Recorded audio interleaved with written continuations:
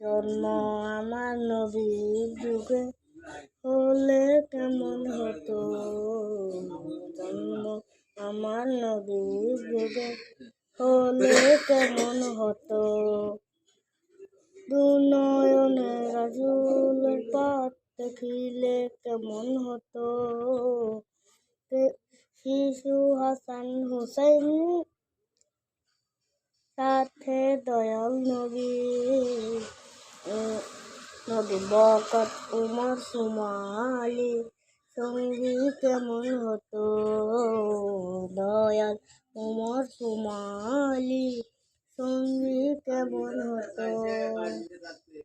আস্ত ভেসে হজরতে বেলালের মধুর আজান খেলছে শিশু হাসান হুসাইন সাথে দয়াল নবী বরকত উমর সুমালি সঙ্গী কেমন হতো।